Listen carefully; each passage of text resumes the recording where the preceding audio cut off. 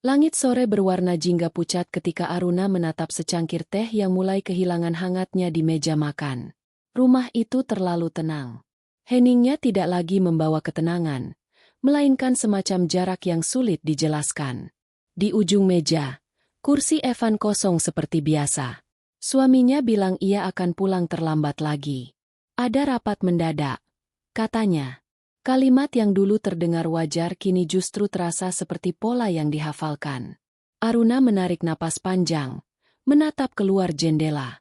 Matahari nyaris tenggelam di balik pepohonan, menorehkan bayangan panjang di lantai ruang makan. Dulu, jam segini selalu jadi waktu favorit mereka. Evan akan pulang, menggoda Aruna dengan lelucon kecil, dan mereka makan malam sambil membicarakan hal-hal remeh tentang klien Evan yang cerewet atau bunga yang baru mekar di taman belakang. Tapi kini, semuanya hanya kenangan yang tersisa dalam bayangan. Ia menatap jam dinding. Pukul 8:13. Sudah 3 jam lewat dari waktu yang dijanjikan Evan. Teleponnya tak diangkat. Pesan hanya dibaca tanpa balasan. Hatinya ingin marah, tapi logika menahannya. Mungkin benar. Ada rapat penting. Ia berusaha meyakinkan dirinya. Namun ada sesuatu yang berdenyut di dada. Semacam firasat samar yang membuat tengkuknya dingin. Semenjak 2 bulan terakhir, Evan berubah. Perubahan yang perlahan tapi mencolok bagi perempuan yang mengenalnya selama bertahun-tahun. Tatapannya yang dulu lembut kini kerap menghindar. Nada suaranya, yang biasanya penuh perhatian, kini terdengar tergesa-gesa, bahkan dingin. Aruna bukan tipe perempuan yang mudah curiga, tapi ketenangan yang dipaksakan seringkali lebih menyakitkan daripada kejujuran yang pahit. Ia bangkit, membawa cangkir ke dapur. Tangannya gemetar sedikit saat menyentuh pinggir meja marmer. Entah mengapa, malam itu udara di rumah terasa lebih berat, seolah setiap dinding menyimpan rahasia yang belum siap diungkap. Teleponnya bergetar di atas meja makan. Nama Evan muncul di layar. "Aku pulang agak larut, jangan tunggu." Tulisnya singkat, tanpa emoji, tanpa tanda baca lain. Aruna menatap pesan itu lama, seolah setiap huruf punya makna terselubung. Ia tak membalas, hanya mematikan layar ponsel, lalu berjalan menuju balkon kamar. Dari sana, lampu-lampu kota berkelip di kejauhan, indah namun terasa asing. Sudah 5 tahun mereka menikah. 5 tahun yang penuh cinta, tawa, dan impian yang disusun bersama. Aruna masih ingat hari ketika Evan melamarnya di bawah langit penuh bintang di tepi pantai. Pria itu pernah bersumpah akan menjaganya selamanya. Tapi mungkin, selamanya hanya sebatas kata yang indah diucapkan namun tak pernah benar-benar dimengerti. Malam semakin larut. Angin membawa aroma hujan dari kejauhan. Aruna membuka laptopnya, mencoba menyelesaikan beberapa laporan kerja. Ia seorang desainer interior, pekerjaannya cukup fleksibel, tapi malam ini pikirannya tak bisa fokus. Ia terus teringat ekspresi Evan akhir-akhir ini, senyum yang tampak dipaksakan, tatapan yang terlalu cepat berpaling, dan kebiasaan barunya membawa ponsel ke kamar mandi. Sebelum-sebelumnya, Evan sering meninggalkan ponsel di meja. Sekarang, benda itu seolah jadi perpanjangan tangan yang tak boleh lepas. Sekilas, hal kecil. Tapi bagi Aruna, tanda-tanda kecil justru paling jujur dalam mengungkap sesuatu yang besar. Ketika jam menunjukkan pukul 11, suara mobil terdengar di luar. Aruna menutup laptopnya perlahan. Jantungnya berdetak sedikit lebih cepat. Ia mendengar langkah Evan di teras. Suara kunci beradu dengan gagang pintu. Pintu terbuka. Evan masuk. Wajahnya tampak lelah, dasi longgar di leher, rambut agak berantakan. Tapi ada sesuatu dalam matanya seperti orang yang baru saja keluar dari tempat yang salah tapi berusaha tampak biasa. "Belum tidur?" tanyanya. Nada suaranya datar. Aruna menggeleng, tersenyum kecil. "Baru mau. Kamu makan dulu? Aku simpan makanan di dapur." Evan menggeleng cepat. "Nggak usah. Aku udah makan di luar sama tim. Rapat sampai jam segini." Sahutnya singkat, membuka jas dan melemparkannya ke sofa. Aruna menatapnya lama, tapi memilih diam. Ia tak ingin membuat malam itu menjadi pertengkaran.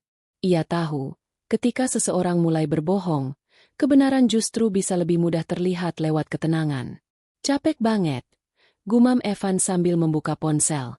Sekilas, ia tersenyum membaca sesuatu di layar, lalu buru-buru mematikannya. Aruna berpura-pura tidak melihat. Besok kamu libur, kan? Aku kepikiran mau ajak kamu sarapan di luar. Lihat nanti, aku nggak janji, jawabnya tanpa menatap. Aruna hanya mengangguk pelan.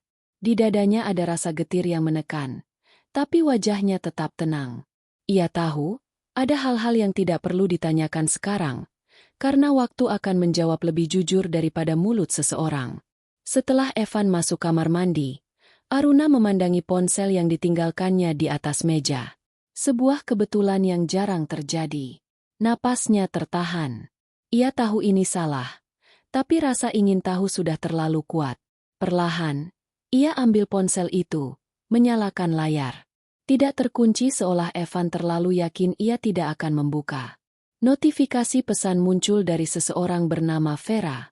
Sekilas, Aruna merasakan darahnya berhenti mengalir. Nama itu familiar. Ia pernah mendengar Evan menyebutnya rekan kerja baru di kantor. Aruna menatap layar lama, sebelum akhirnya membuka percakapan itu. Kalimat pertama langsung menusuk. Aku kangen. Susah banget nahan gak ketemu kamu hari ini. Balasan Evan muncul di bawahnya. Sabar, sayang. Nanti minggu depan aku ada alasan keluar kota. Tangan Aruna bergetar. Nafasnya terasa sesak. Tapi matanya tetap terpaku pada layar. Pesan-pesan itu tidak berhenti di situ, ada ratusan. Foto, emoji hati, panggilan sayang. Semua berserakan di sana seperti bukti kejatuhan yang tak bisa disangkal. Ia menutup ponsel perlahan, menatap bayangannya di kaca jendela. Di sana, ia melihat sosok perempuan yang terlihat utuh dari luar tapi sedang hancur di dalam. Namun tidak ada air mata. Hanya tatapan kosong yang perlahan berubah menjadi dingin. Ketika Evan keluar dari kamar mandi, Aruna sudah berbaring di sisi ranjang. Ia pura-pura tidur. Dalam kegelapan itu, Evan berbaring di sebelahnya. Punggung mereka saling membelakangi. Hening. Tapi di kepala Aruna, satu kalimat berputar terus. Jadi ini alasanmu berubah. Malam itu, ia tidak tidur sama sekali. Ia hanya menatap langit-langit.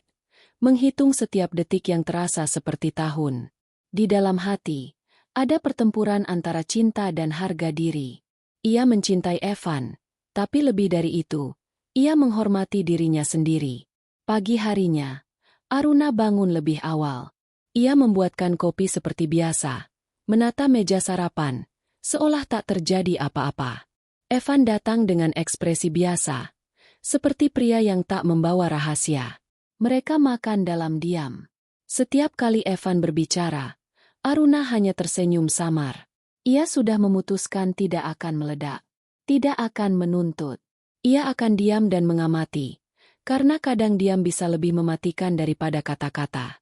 Hari-hari berikutnya berjalan dalam kepalsuan yang rapih. Evan semakin sering keluar malam, kadang tanpa alasan jelas. Aruna berhenti bertanya. Ia mulai mempelajari pola suaminya. Kapan ponselnya aktif? Kapan ia terlihat gelisah? Kapan nada suaranya berubah ketika menyebut nama Vera? Suatu sore, Aruna sengaja datang ke kantor Evan dengan alasan membawa berkas. Di lobi, ia melihat seorang perempuan keluar dari lift anggun, muda, dan cantik. Rambut hitam tergerai, parfum mahal yang sama sekali tidak asing. Ketika mata mereka bertemu, perempuan itu tersenyum sopan. Aruna, ya? Aku Vera, katanya ramah, mengulurkan tangan. Aruna menatapnya sejenak sebelum membalas senyuman itu. Iya, kamu rekan Evan. Iya, sering kerja bareng. Evan sering cerita tentang kamu. Nada suaranya ringan, tapi ada kilatan halus di matanya seperti seseorang yang tahu lebih dari yang seharusnya. Aruna hanya tersenyum kecil, menyembunyikan badai di dadanya. Terima kasih, sudah bantu suamiku di kantor. Oh, tentu, jawab Vera. Senyum di bibirnya tetap terukir sempurna, tapi tatapannya menusuk halus seperti pisau yang dilapisi madu. Sejak hari itu, Aruna yakin sepenuhnya. Dugaan telah menjadi kepastian. Tapi anehnya, bukan amarah yang ia rasakan melainkan semacam ketenangan dingin. Ia tidak ingin mengulang drama yang sama seperti orang lain. Ia ingin mengakhiri semuanya dengan cara yang membuat mereka mengingatnya seumur hidup. Malamnya, ia berdiri di depan cermin, menatap wajahnya sendiri. Tak ada air mata, tak ada ratapan. Hanya pandangan yang mantap. Kau pikir aku akan hancur? Gumamnya pelan. Tidak, aku akan tunjukkan siapa aku sebenarnya. Ia memejamkan mata sejenak, menarik napas panjang, lalu membuka lemari kecil di meja rias.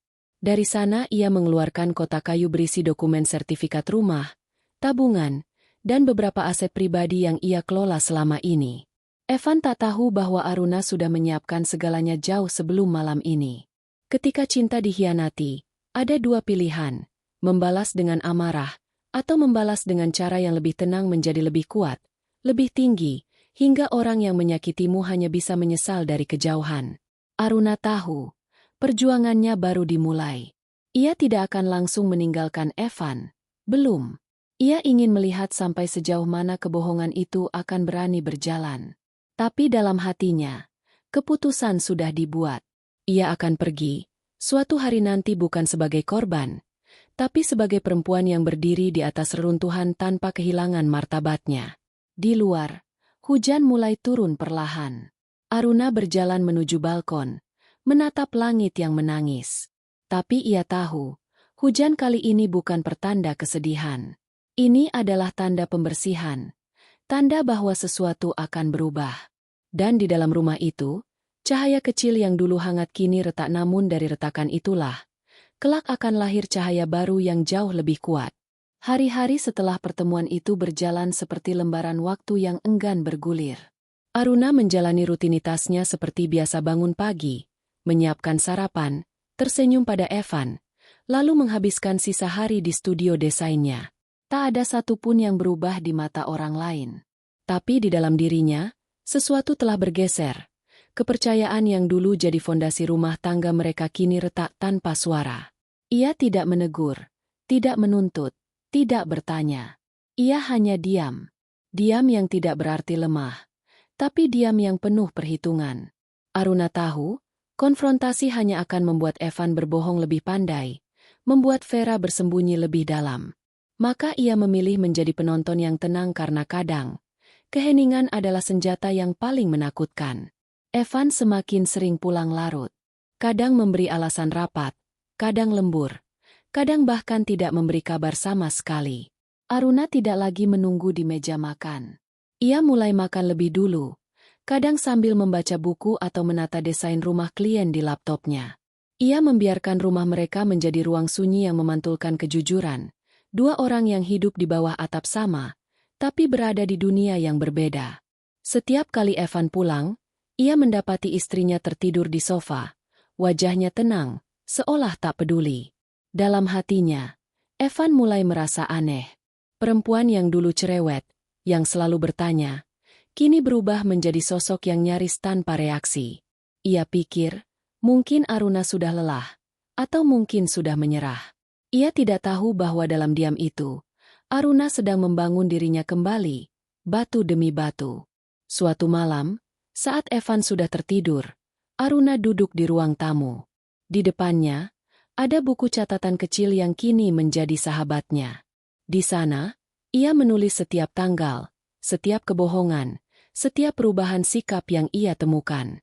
Ia tidak menulis dengan kemarahan, tapi dengan ketenangan orang yang tengah mengurai benang kusut dengan hati-hati. Tanggal sekian, Evan pulang pukul 1 dini hari, beralasan lembur.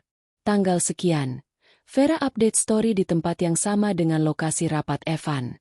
Tanggal sekian, Evan menyebut nama, Ver, tanpa sadar saat menjawab panggilan telepon.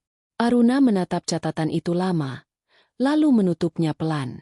Ia bukan sedang mengumpulkan bukti untuk menghancurkan suaminya. Ia hanya ingin memahami sejauh mana cinta bisa berubah menjadi kebohongan. Hari berganti, minggu berlalu. Setiap langkah Evan semakin menjauh darinya. Tapi anehnya, Aruna justru merasa semakin kuat. Ia mulai menata ulang hidupnya, mengembangkan usahanya lebih serius, memperluas jaringan klien, dan mengisi waktunya dengan hal-hal yang membuatnya berharga bukan karena status istri, tapi karena dirinya sendiri.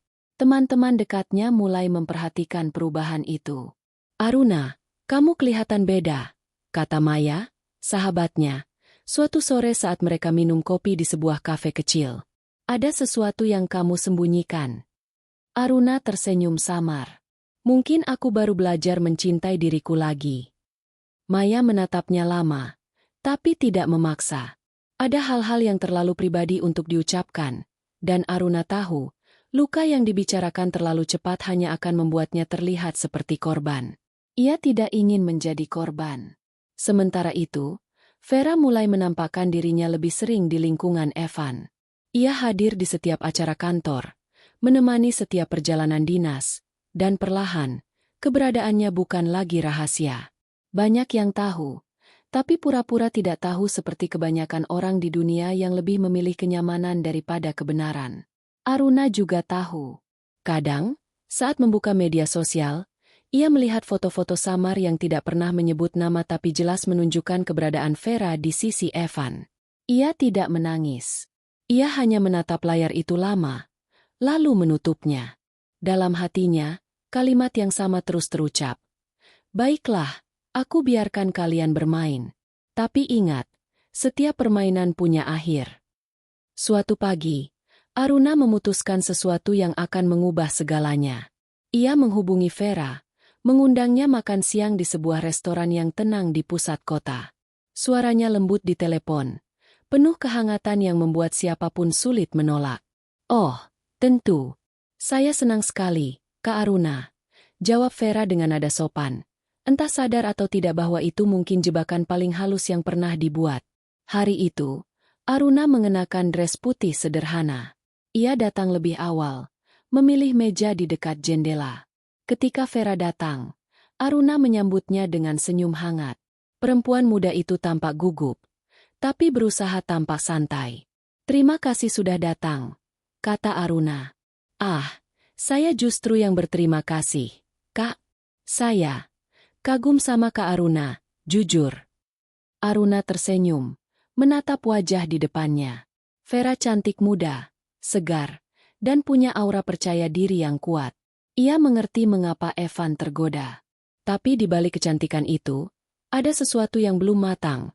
Sesuatu yang terlalu yakin bahwa cinta terlarang bisa berakhir bahagia. Mereka berbincang ringan, tentang pekerjaan, tentang karir, tentang Evan secara umum. Vera bicara dengan hati-hati, tapi matanya tak bisa berbohong. Ada kilatan kebanggaan terselubung di sana. Kebanggaan seseorang yang merasa berhasil merebut sesuatu yang bukan miliknya. "Aku sering dengar Evan cerita tentang kamu," kata Aruna tenang. "Oh? Cerita apa?" "Katanya kamu pintar, pekerja keras, dan punya semangat luar biasa." Vera tersenyum kecil. "Evan memang banyak bantu saya berkembang di kantor." Aruna menatap sendok di tangannya, lalu berkata pelan, "Aku senang mendengarnya. Evan memang suka membantu orang, terutama perempuan." Hening. Kalimat itu meluncur seperti kabut. Lembut tapi membuat udara di antara mereka membeku. Vera menunduk, pura-pura memeriksa ponsel, lalu tersenyum canggung. Iya, mungkin dia begitu orangnya." Aruna tidak menambah apa-apa. Ia hanya mengaduk tehnya, menatap keluar jendela. Dalam diam itu, Vera merasa gelisah. Ia tahu Aruna tahu, tapi tidak tahu sejauh mana.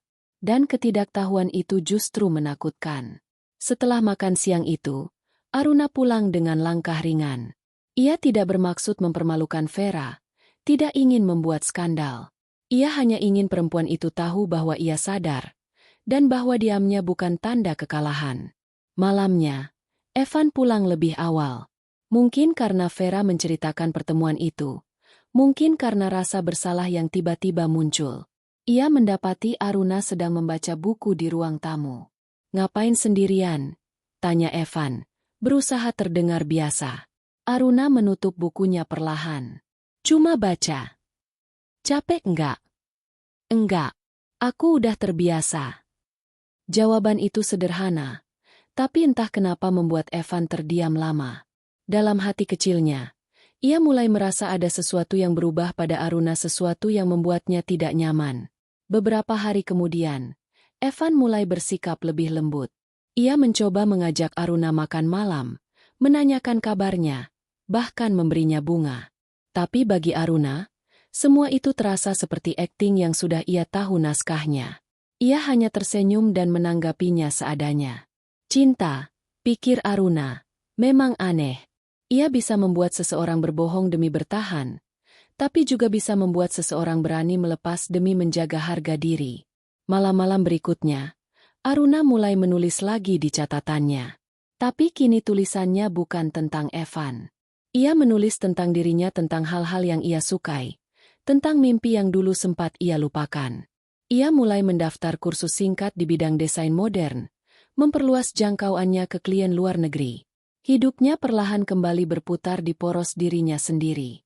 Sementara itu, Evan semakin tenggelam dalam kebingungan. Ia mencintai Vera, atau setidaknya ia pikir begitu. Tapi setiap kali melihat Aruna, ada perasaan bersalah yang tak bisa ia hapus. Vera mulai menuntut lebih. Waktu, perhatian, bahkan janji. Sedangkan Aruna, tanpa satupun tuntutan, justru membuatnya merasa kehilangan. Aruna tidak tahu bahwa dalam diamnya, ia sedang memutar balik keadaan. Ia tidak perlu membalas. Dunia sedang bekerja untuknya dengan caranya sendiri. Suatu malam, Evan pulang dalam keadaan mabuk. Ia bicara tidak jelas, menyebut nama Vera di sela kesadarannya yang kabur. Aruna hanya menatapnya dari sisi ranjang, lalu berdiri perlahan. Ia menarik selimut untuk menutupi tubuh Evan, menatap wajah itu lama, lalu berbisik. "Kau pikir aku tidak tahu? Tapi aku bukan perempuan yang kau kira." Setelah itu, ia keluar dari kamar, berdiri di balkon, memandangi langit malam yang penuh bintang.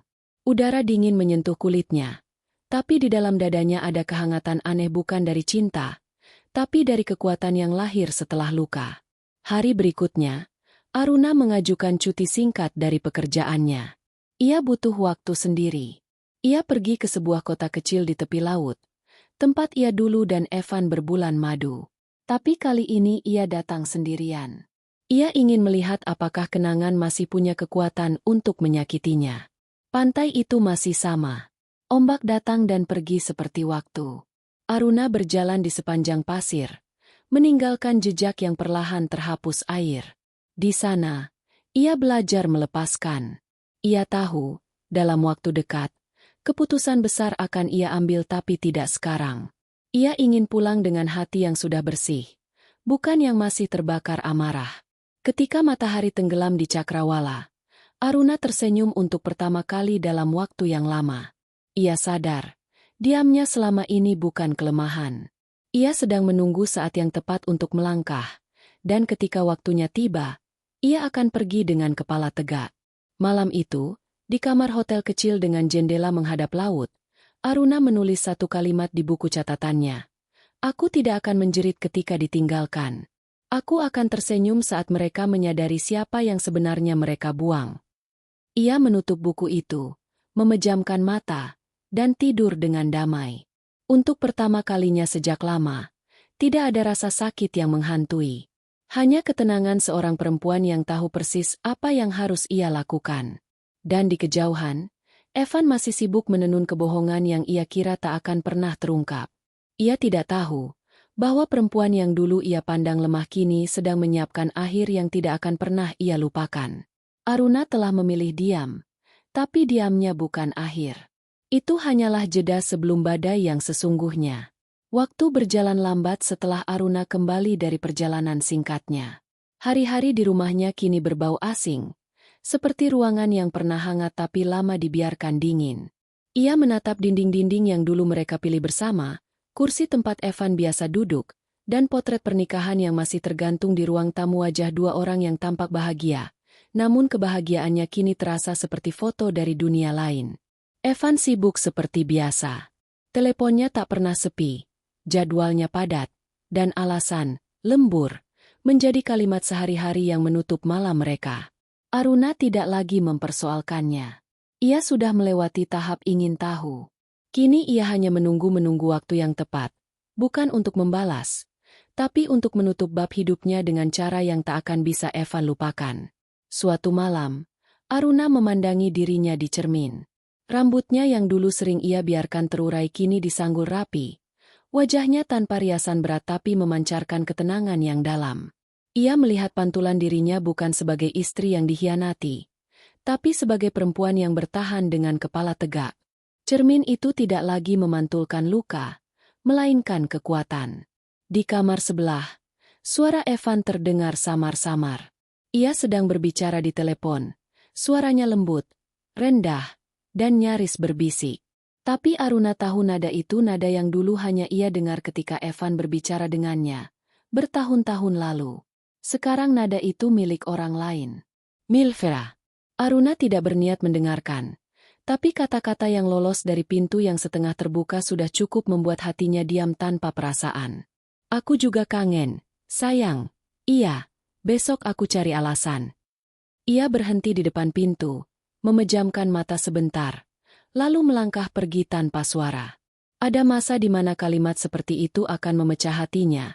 Tapi sekarang tidak lagi. Luka itu sudah membeku menjadi sesuatu yang lain, kesadaran bahwa cinta tidak bisa dipaksa tetap hidup ketika seseorang telah memutuskan mematikannya. Keesokan harinya, Aruna menyiapkan sarapan seperti biasa. Tidak ada yang berbeda. Nasi goreng kesukaan Evan, kopi hitam tanpa gula, buah yang dipotong rapi di piring kecil. Tapi ada sesuatu yang baru di meja itu, selembar amplop coklat, tipis, diletakkan di samping cangkir. Ketika Evan turun dari kamar, ia sempat tertegun melihatnya. Itu apa? Tanyanya. Aruna hanya menjawab pelan.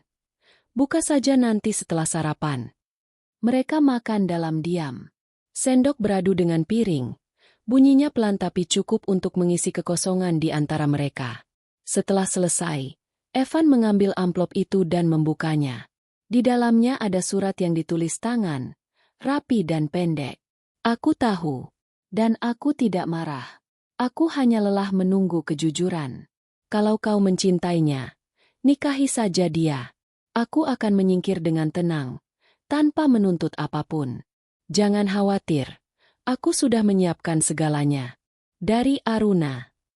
Evan terpaku. Kata-kata itu begitu tenang, begitu dingin, hingga rasanya menampar lebih keras daripada teriakan. Ia menatap Aruna yang sedang merapikan piring. Wajahnya teduh tanpa ekspresi. Apa maksudnya ini? Aruna menoleh. Suaranya lembut, persis seperti yang tertulis. Kamu tahu. Sudah lama. Evan menggenggam surat itu erat. Matanya menatap istrinya seolah mencari sisa cinta yang mungkin bisa menyelamatkannya. Tapi yang ia lihat hanyalah ketenangan yang menakutkan. Kamu nggak marah. Aku sudah melewati masa marah, Evan. Aku bahkan sudah berhenti menunggu penjelasan. Ia berjalan ke arah jendela, membuka tirai, membiarkan cahaya pagi masuk ke ruangan. Sinar itu menyapu wajahnya, membuatnya tampak seperti sosok yang telah melepaskan beban berat. Kadang, cinta bisa mati tanpa perlu pertempuran. Hanya butuh kebohongan kecil yang diulang setiap hari. Evan terdiam. Dalam hatinya, rasa bersalah mulai merayap, tapi juga ada kebingungan.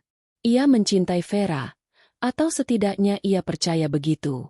Tapi melihat Aruna seperti itu begitu tenang, begitu tak tergoyahkan, ada bagian dari dirinya yang tiba-tiba hancur. Aku bisa jelaskan semuanya, katanya pelan. Aruna menatapnya sebentar, lalu tersenyum tipis. Tidak perlu. Aku sudah cukup tahu tanpa harus mendengar pembenaran. Ia berjalan menuju kamar, lalu kembali dengan sebuah map besar. Ia meletakkannya di meja di depan Evan. Itu surat perpisahan, dokumen rumah, dan pembagian aset. Aku sudah siapkan. Kau tinggal tanda tangan. Evan membuka map itu. Matanya membaca cepat. Semuanya sudah lengkap, tertata dengan cermat. Tidak ada satupun yang ia bisa perdebatkan. Aruna telah menyiapkan kepergiannya dengan rapi, seolah ia tahu hari ini akan datang. Kau serius? Aruna mengangguk. Aku sudah memutuskan sejak lama. Tapi aku menunggu kau jujur, karena aku ingin pergi tanpa kebohongan yang tersisa. Suara jam dinding berdetak lambat. Evan menunduk lama. Kedua tangannya gemetar halus. Ia ingin marah, ingin berteriak, ingin membantah. Tapi tak ada kata yang keluar. Ia sadar, keheningan Aruna telah mengalahkannya jauh sebelum hari ini. Ketika ia akhirnya menandatangani berkas itu, Aruna berdiri di depan pintu. Aku harap kau bahagia dengan pilihanmu, katanya pelan. Karena aku juga akan mencari kebahagiaanku sendiri. Evan menatapnya lama, lalu berkata lirih. Aruna, aku masih sayang kamu. Aruna tersenyum lembut. Kalimat itu sudah terlalu terlambat untuk berarti apapun.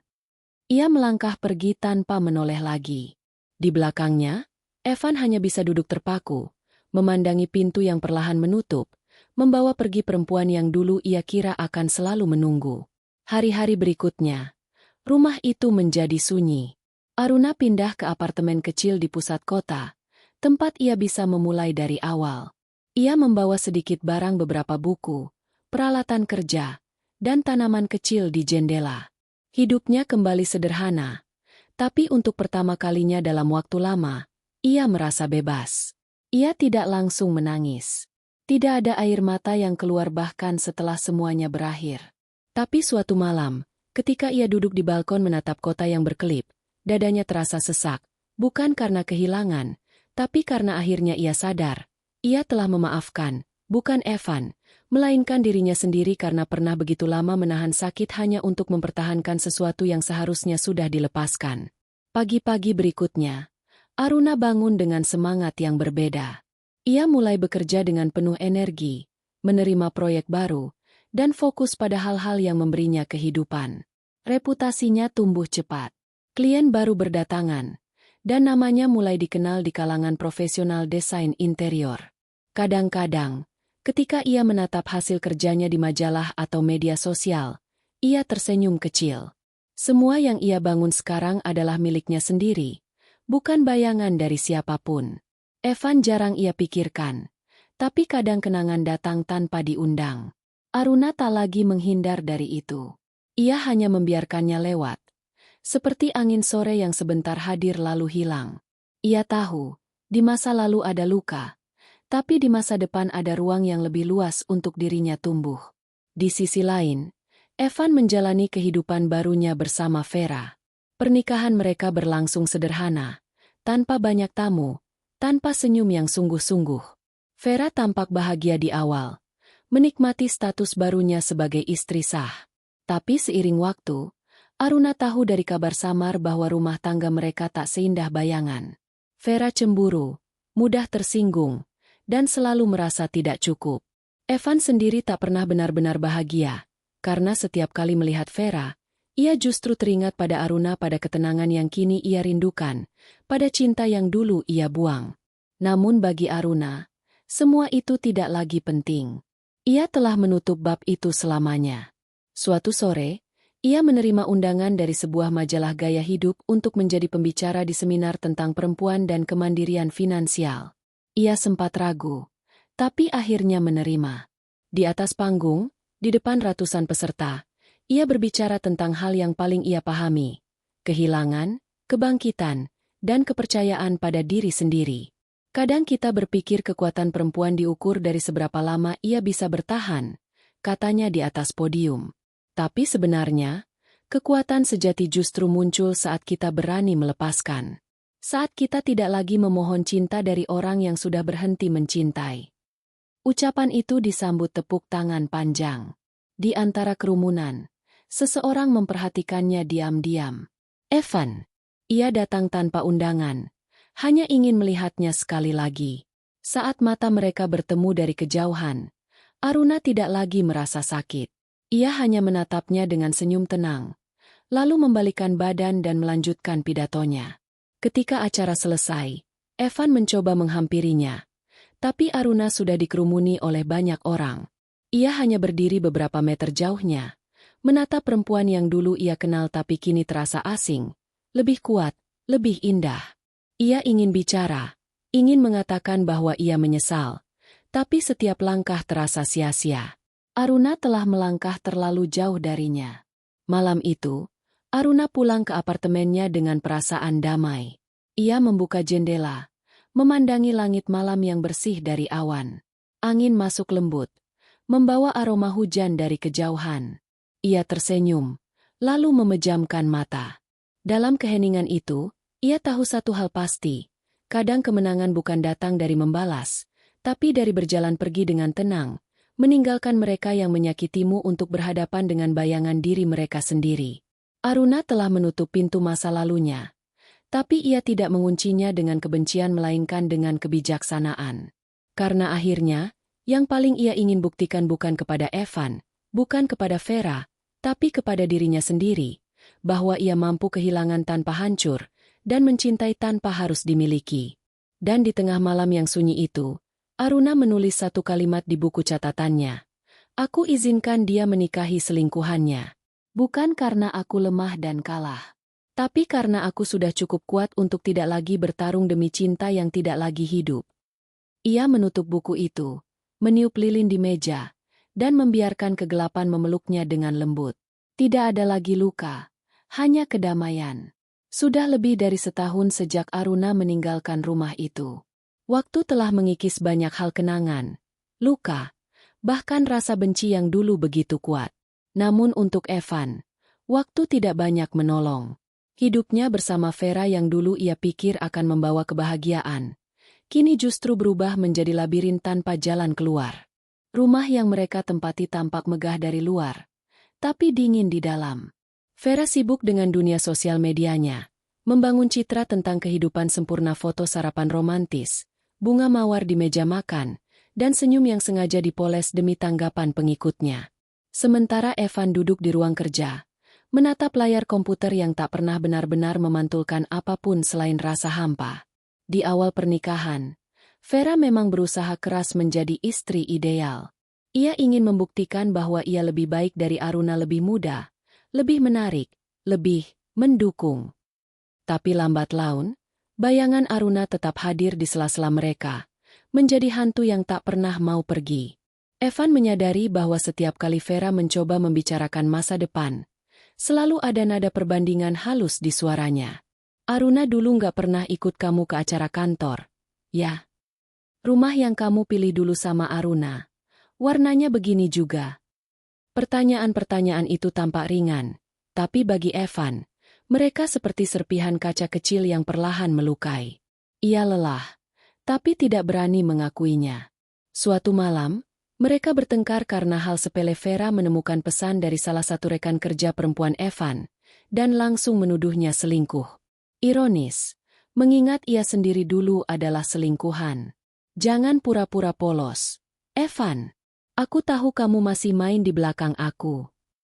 Evan menatapnya lelah. Kamu pikir semua orang seperti kamu dulu, Vera? Kata-kata itu meluncur tanpa ia sadari, dan seketika ruangan membeku. Wajah Vera memucat, lalu berubah merah marah. Ia melempar gelas ke lantai, suaranya pecah, air dan serpihan kaca menyebar di lantai marmer. Jadi kamu masih ngebandingin aku sama dia? Evan menutup wajahnya, menyesal tapi sudah terlambat. Aku cuma capek. Capek kata yang paling jujur, tapi juga paling berbahaya. Sebab sejak malam itu, rumah mereka benar-benar kehilangan kedamaian. Hari-hari berikutnya diisi dengan diam dan sindiran. Vera mulai sering menginap di luar, beralasan menghadiri acara komunitas atau proyek kerjasama. Evan tidak menanyainya. Ia tahu rasanya dicurigai, dan kini ia memilih menyerah pada apapun yang ingin terjadi. Sementara itu, Aruna justru hidup dalam ritme yang tenang. Apartemennya yang sederhana kini terasa lebih hidup. Di sudut ruang tamu, ada rak buku yang terus bertambah, pot bunga yang berganti mekar setiap musim, dan aroma kopi setiap pagi yang ia seduh untuk dirinya sendiri. Ia tidak lagi mencari kebahagiaan di luar dirinya. Ia menemukannya di dalam kesederhanaan, dalam rutinitas kecil yang dulu mungkin dianggap sepele. Membaca sambil mendengar hujan, menulis jurnal malam hari, menanam sesuatu dan menunggu tumbuh. Karirnya berkembang pesat. Karyanya dipuji karena kehangatan dan filosofi ruang yang menyembuhkan. Banyak orang tidak tahu, setiap desain yang ia buat punya satu benang merah. Konsep rumah yang memeluk. Mungkin karena ia tahu betul rasanya hidup di tempat yang indah tapi tidak lagi terasa seperti rumah. Suatu siang, Aruna mendapat kabar bahwa ia terpilih menjadi finalis dalam ajang penghargaan desain nasional. Namanya terpampang di layar presentasi, Aruna Santika Rumah Cahaya. Ia hanya menatap layar itu dalam diam, senyum kecil muncul di wajahnya. Ia tidak pernah menduga bahwa dari reruntuhan hidupnya dulu, ia bisa tumbuh sejauh ini. Namun semesta seolah punya cara aneh mempertemukan masa lalu dan masa kini. Dalam acara penghargaan itu, Evan hadir. Ia diundang sebagai perwakilan perusahaan sponsor. Ketika mereka bertemu secara tak sengaja di koridor belakang panggung, waktu seperti berhenti sesaat. Evan tampak lebih tua, wajahnya letih. Matanya kehilangan sorot percaya diri yang dulu ia banggakan. Aruna menatapnya dengan tenang. Tidak ada kebencian, tidak ada rindu, hanya rasa iba yang tenang. Seperti melihat seseorang yang pernah kau kenal dari kehidupan lain. Aruna. Evan memanggilnya pelan. Aruna tersenyum sopan. Evan. Sudah lama. Ia mengangguk kikuk. Kamu kelihatan bahagia. Karena aku memang bahagia, jawabnya lembut. Hening sesaat. Aku lihat proyek kamu di majalah bulan lalu, kata Evan. Keren banget. Kamu berhasil. Terima kasih. Kadang aku pikir, mungkin aku yang bodoh melepas kamu. Aruna menatapnya lama, kemudian berkata tenang. Bukan mungkin, Evan. Kamu memang bodoh. Tapi aku berterima kasih, karena kalau kamu tidak melepaskan aku nggak akan pernah tahu siapa diriku sebenarnya. Evan tertunduk. Kata-kata itu bukan tamparan, tapi kenyataan yang tidak bisa ia tolak. Di belakang mereka, panggilan pembawa acara terdengar memanggil nama Aruna. Ia melangkah pergi, meninggalkannya berdiri di lorong yang sepi. Malam itu, Aruna naik ke panggung menerima penghargaan. Lampu-lampu menyorotnya. Sorak tepuk tangan menggema. Di hadapan ratusan orang, ia mengucap kata-kata yang membuat banyak orang menahan napas. Ruang yang indah bukan tentang bentuk atau warna, tapi tentang rasa aman yang ia berikan. Karena rumah sejati bukan tempat kita tinggal, tapi tempat di mana hati kita tidak lagi takut pulang. Kamera menyorot wajahnya tenang, lembut, tapi kokoh. Dan di antara hadirin yang berdiri memberikan tepuk tangan, Evan duduk dengan pandangan kosong. Ia sadar, perempuan yang dulu ia abaikan kini berdiri jauh di atas bayangannya. Sementara itu, Vera yang menonton dari layar ponsel di rumah merasa dadanya panas. Ia tahu Evan datang ke acara itu, dan di hatinya muncul ketakutan yang tidak bisa ia sembunyikan. Takut kalah dari perempuan yang dulu ia remehkan.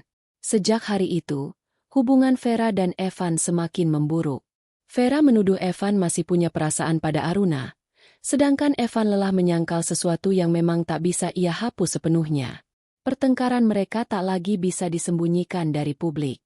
Akun media sosial Vera yang dulu penuh kebahagiaan kini dipenuhi sindiran dan kalimat samar tentang istri yang dikhianati balik.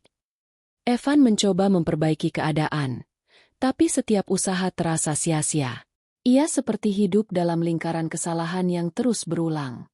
Ketika dulu ia meninggalkan Aruna demi Vera, ia pikir ia sedang memilih cinta. Tapi kini ia sadar, yang ia pilih hanyalah pelarian dari rasa bosan, bukan kebahagiaan sejati. Sementara Aruna tetap melangkah maju. Ia mulai mengajar di universitas sebagai dosen tamu, membagikan pengalamannya pada mahasiswa muda. Ia menulis buku tentang filosofi ruang dan kehidupan, dan bukunya laris di pasaran. Suatu pagi, ia menerima email dari penerbit yang mengundangnya ke acara bedah buku di luar kota. Di sana, ia berbicara tentang perjalanan menjadi utuh setelah kehilangan. Seorang peserta bertanya, apa yang paling sulit setelah ditinggalkan oleh seseorang yang kita cintai? Aruna tersenyum, menerima bahwa kadang cinta memang tidak cukup. Tapi begitu kamu bisa memaafkan diri sendiri karena pernah bertahan terlalu lama, kamu akan mengerti bahwa kehilangan pun bisa jadi anugerah. Kalimat itu membuat ruangan hening sejenak, sebelum disambut tepuk tangan hangat. Di wajah Aruna, tidak ada sisa kesedihan, hanya cahaya yang lembut. Beberapa bulan kemudian, Evan dan Vera resmi berpisah. Berita itu cepat menyebar di kalangan sosial mereka. Tidak ada drama besar, hanya kelelahan yang memuncak. Vera pindah ke luar negeri, membawa ambisi dan kemarahan yang belum padam. Evan tetap di kota itu, tapi hidupnya seperti kehilangan arah.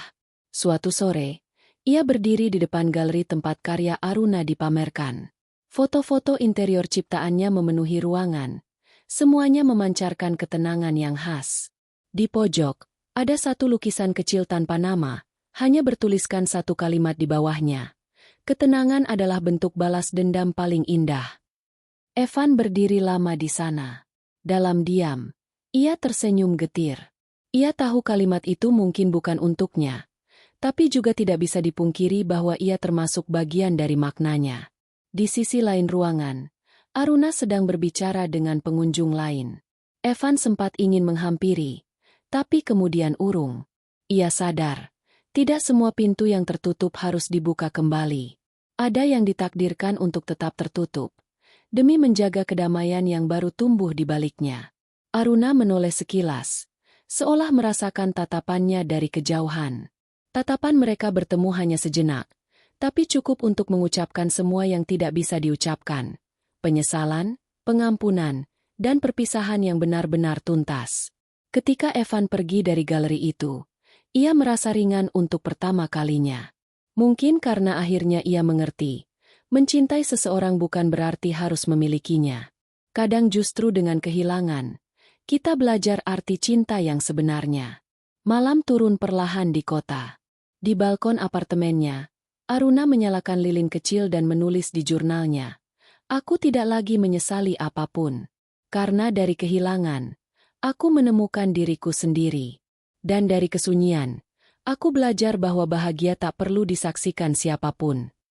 Ia menutup buku itu, menatap cahaya kota yang berkelip di kejauhan.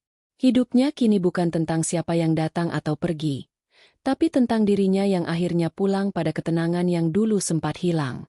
Dan di udara malam yang lembut itu, seolah semesta berbisik lembut padanya. Kau telah menang, Aruna, dengan cara paling tenang yang bisa dilakukan seorang perempuan. Tahun berganti.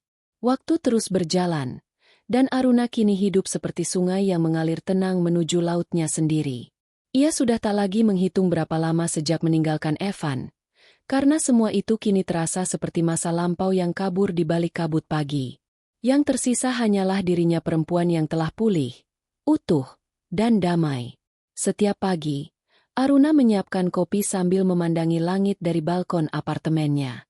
Ia menikmati keheningan itu, menandai setiap detik dengan kesadaran penuh bahwa hidupnya kini miliknya sendiri. Tak ada lagi rasa takut kehilangan, tak ada lagi langkah yang diseret oleh luka lama. Ia hidup bukan untuk bertahan, melainkan untuk berkembang. Namun yang menarik dari kehidupan adalah, kebahagiaan sejati sering datang diam-diam, tanpa peringatan.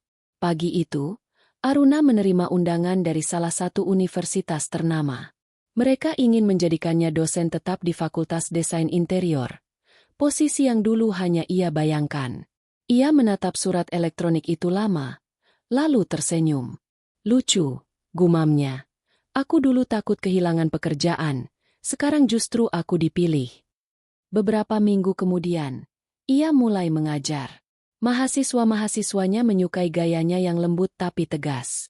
Ia tidak hanya mengajarkan teknik desain, tapi juga filosofi hidup yang terjalin di setiap ruang yang diciptakan. Desain bukan tentang keindahan semata, ucapnya di suatu kelas, tapi tentang bagaimana ruang bisa menenangkan jiwa.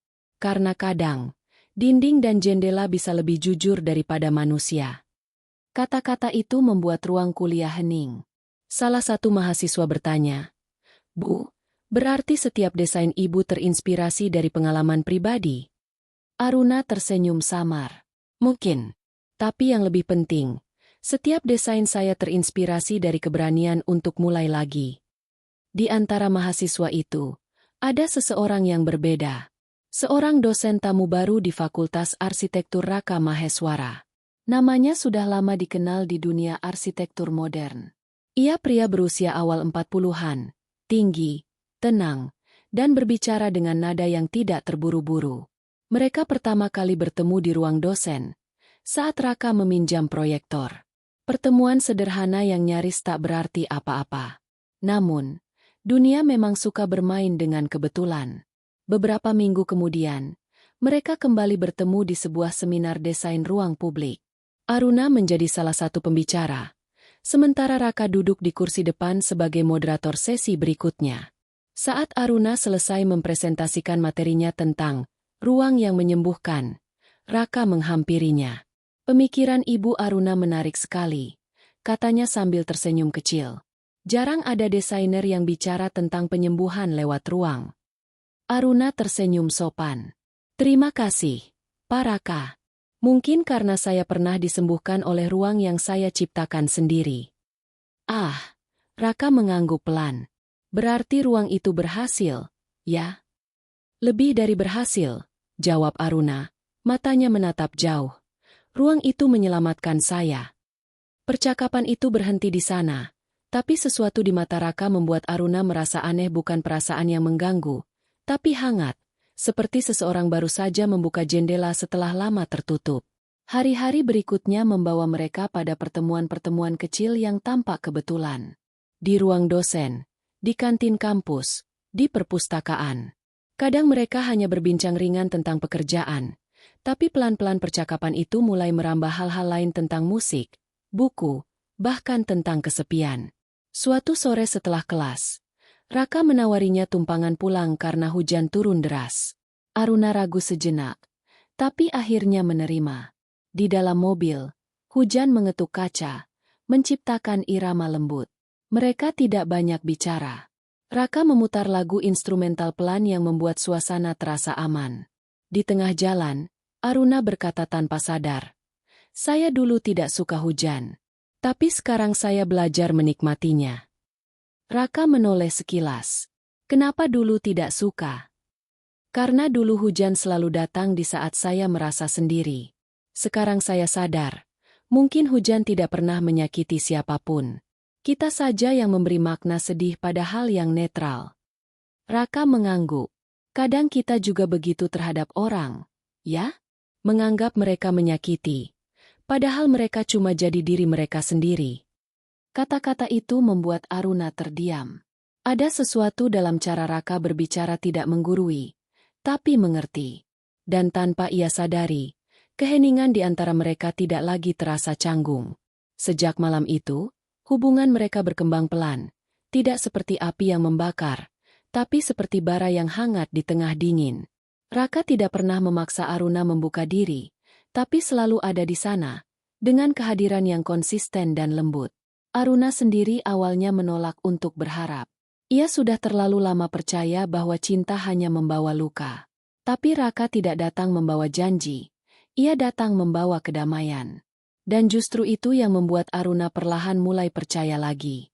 Suatu hari di kampus, Raka mengundangnya melihat proyek desain arsitektur yang sedang ia kerjakan, sebuah rumah komunitas untuk perempuan korban kekerasan rumah tangga. Aruna mendengarkan penjelasannya dengan hati bergetar.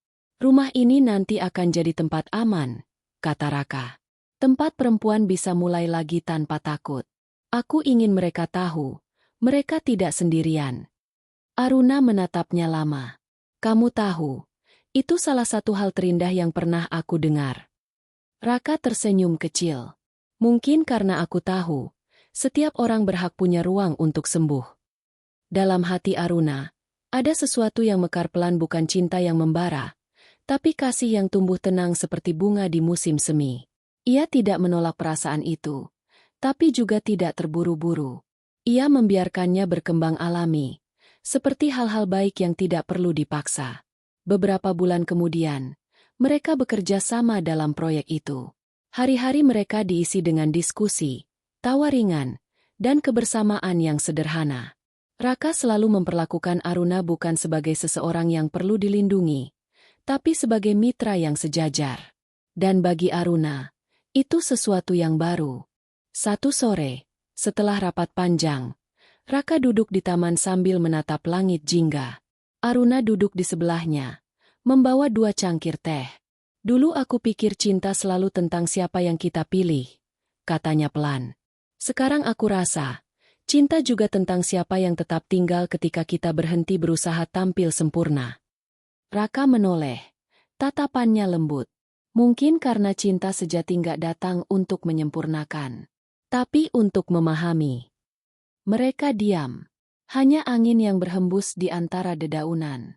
Aruna memejamkan mata sebentar, dan dalam diam itu, ia merasa damai perasaan yang dulu ia kira tak akan pernah kembali. Hubungan mereka berjalan tanpa label, tanpa rencana besar. Tapi semua orang di sekeliling mereka bisa melihat bagaimana keduanya saling menenangkan satu sama lain. Aruna menjadi lebih terbuka, lebih sering tertawa. Raka, di sisi lain, menemukan ketenangan yang ia cari selama bertahun-tahun. Suatu malam, di galeri kecil tempat Aruna memamerkan karyanya yang baru, Raka datang membawa bunga putih sederhana. "Untuk kamu," katanya pelan. Aruna tersenyum. "Apa ini?"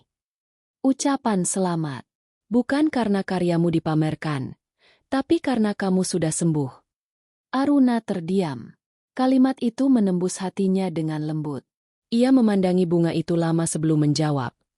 "Aku nggak tahu apa aku sudah sembuh sepenuhnya, tapi setidaknya aku sudah berdamai." Raka menatapnya dalam. "Itu artinya kamu sudah siap untuk hidup lagi."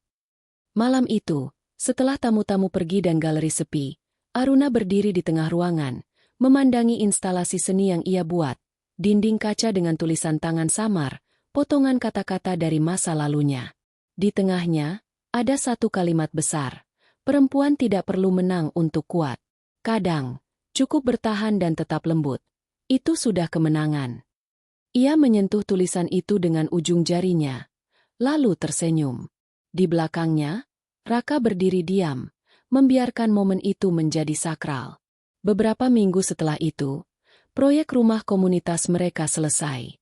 Aruna berdiri di halaman rumah baru itu saat matahari terbenam, memandangi dinding putih dan jendela besar yang memantulkan cahaya lembut. "Cantik," katanya. Raka berdiri di sampingnya. "Kamu tahu kenapa rumah ini kelihatan hangat? Karena kamu yang mendesain interiornya." Aruna tertawa kecil. "Dan kamu yang membangunnya." "Mungkin karena kita berdua tahu bagaimana rasanya membangun sesuatu dari puing-puing." Mereka saling berpandangan, dan dalam tatapan itu, tidak ada janji, tidak ada tuntutan, hanya 2 jiwa yang saling mengenali luka dan penyembuhan satu sama lain. Malamnya, Aruna menulis di jurnalnya, kali ini tanpa air mata, tanpa keraguan. "Aku dulu takut mencintai lagi karena aku pikir cinta selalu berarti kehilangan. Tapi sekarang aku tahu, cinta sejati bukan yang membuatmu takut, melainkan yang membuatmu tenang.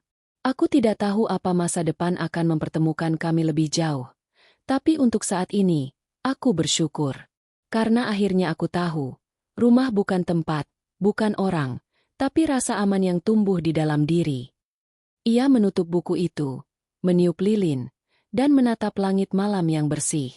Dalam hati, ia berbisik pelan, "Terima kasih, semesta, karena telah memberiku kesempatan untuk jatuh cinta tanpa luka." Dan di luar sana, di bawah langit yang sama, Raka menatap arsitektur rumah yang mereka bangun bersama dan tersenyum kecil. Ia tahu, apapun yang terjadi setelah ini, Aruna sudah menemukan rumah sejatinya di dalam dirinya sendiri, dan mungkin, perlahan, di hatinya yang kini siap terbuka lagi. Waktu terus berjalan, seolah bersekongkol dengan alam untuk memudarkan luka. Aruna kini hidup dengan ritme yang tenang. Setiap langkahnya tak lagi dibayangi masa lalu. Setiap nafasnya adalah pengingat bahwa ia telah melalui badai dan tetap berdiri. Namun, kehidupan seringkali menyiapkan kejutan bukan untuk melukai lagi, tapi untuk menuntaskan sesuatu yang belum sempat selesai. Hari itu, sore di bulan Oktober, langit tampak redup dengan warna abu-abu yang lembut. Aruna baru saja menyelesaikan kelas terakhirnya di universitas. Ia berjalan menuju parkiran dengan map berisi tugas mahasiswa di tangan. Hujan turun perlahan, seperti bening yang menetes dari kenangan. Ia menatap langit, lalu tersenyum samar. Musim ini selalu membawa sesuatu, bisiknya. Benar saja, sesuatu memang datang hari itu.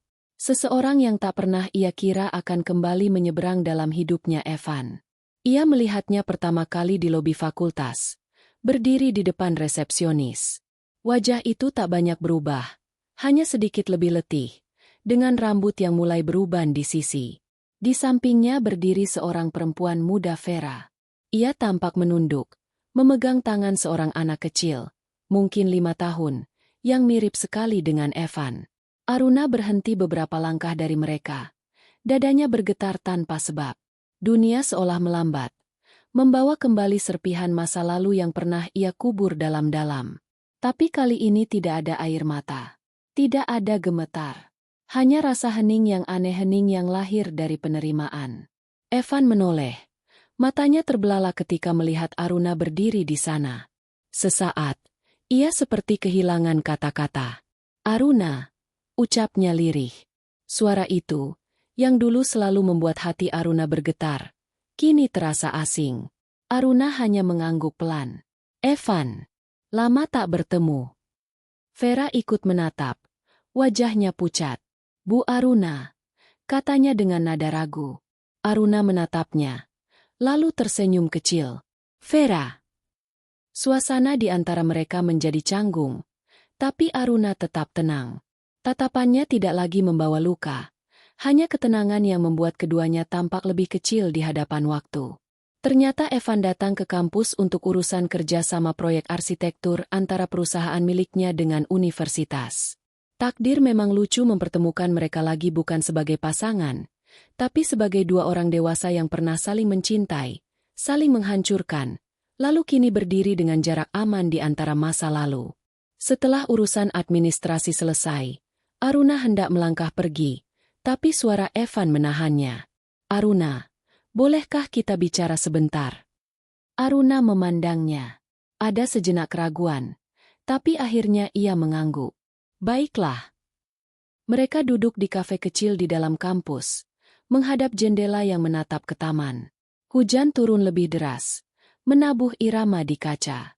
Suasana itu aneh, begitu damai. Padahal di antara mereka dulu hanya ada api dan air mata. Evan memecah diam. "Aku tak tahu harus mulai dari mana." "Mulailah dari apa yang ingin kamu katakan," jawab Aruna tenang. Evan menarik napas panjang. "Aku minta maaf." Aruna hanya menatapnya tanpa ekspresi. "Aku tahu, maafku terlambat," lanjutnya. "Terlalu banyak yang sudah aku rusak. Tapi setiap kali melihat hidupku sekarang, aku sadar, aku kehilangan sesuatu yang tak tergantikan." Ia menunduk, menatap cangkir kopinya. "Vera baik. Anak kami juga membuatku bertahan. Tapi entah kenapa, setiap kali malam datang, aku selalu memikirkan kamu. Bukan karena aku ingin kembali, tapi karena aku tahu, aku tak pernah menebus apa yang aku lakukan padamu." Aruna diam lama.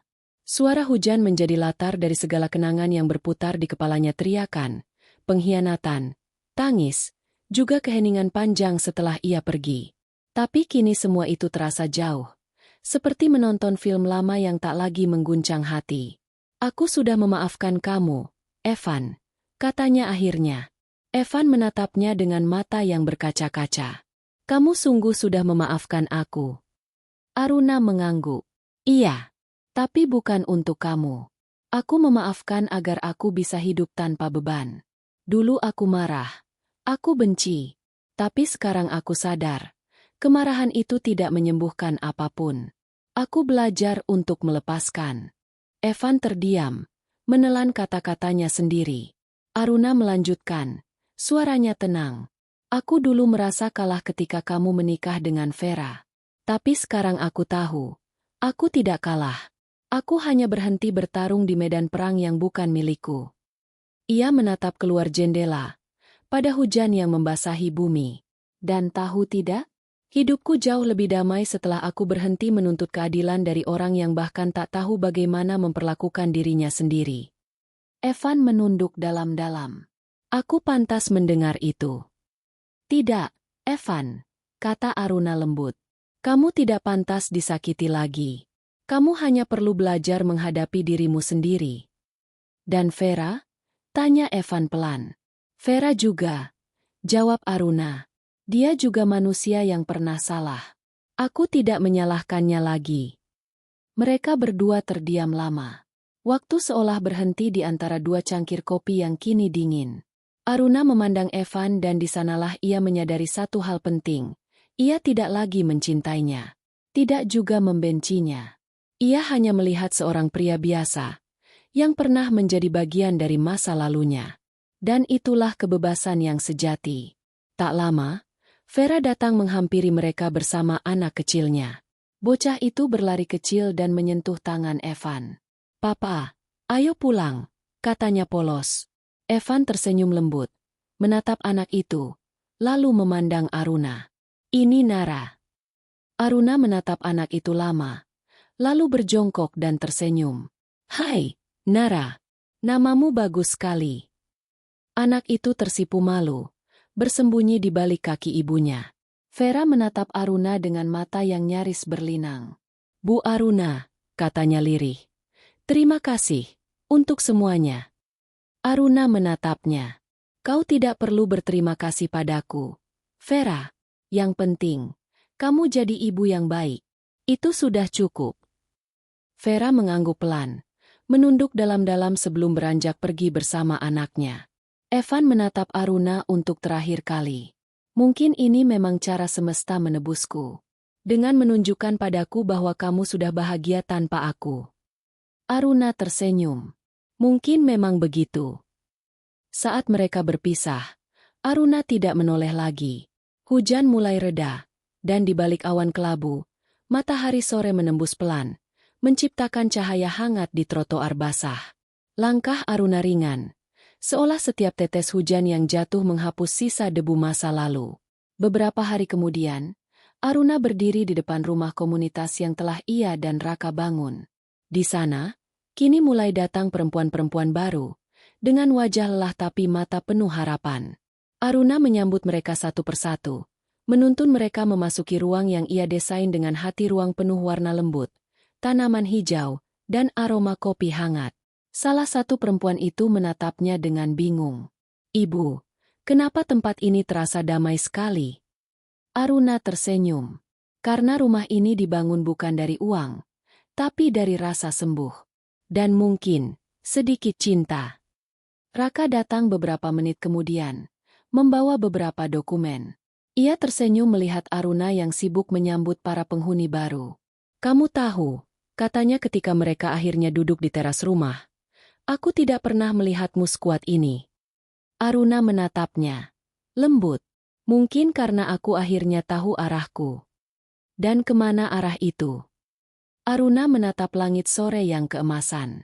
Ke kehidupan yang aku pilih sendiri. Raka menatapnya lama, lalu berkata pelan.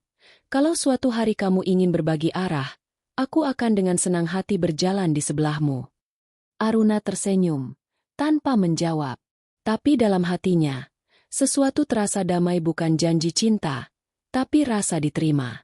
Hari itu, ketika matahari mulai tenggelam, Aruna berjalan menyusuri taman rumah komunitas. Ia menyentuh dedaunan basah hujan, mendengar tawa anak-anak kecil yang bermain di halaman. Di sudut taman, ada dinding kecil tempat ia menulis kalimat favoritnya dari dulu. Aku izinkan kamu menikahi selingkuhanmu, bukan karena aku kalah, tapi karena aku ingin menang atas diriku sendiri. Kini, kalimat itu tidak lagi terdengar getir. Ia berdiri di hadapan dinding itu dengan senyum hangat.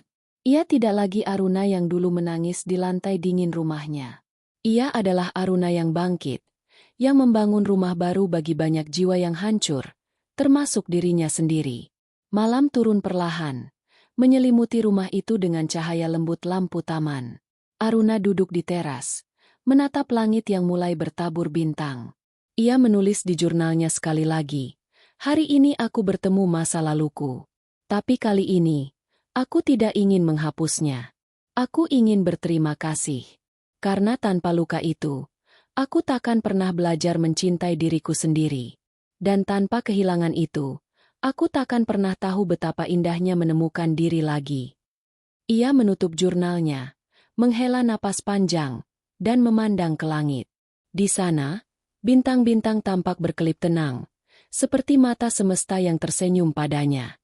Untuk pertama kalinya dalam hidupnya, Aruna merasa benar-benar bebas bukan karena ia telah melupakan, tapi karena ia telah memaafkan. Bukan karena ia tak lagi sendiri, tapi karena kesendiriannya kini penuh arti. Dan di antara segala hal yang pernah ia lepaskan, hanya satu yang ia peluk erat, dirinya sendiri.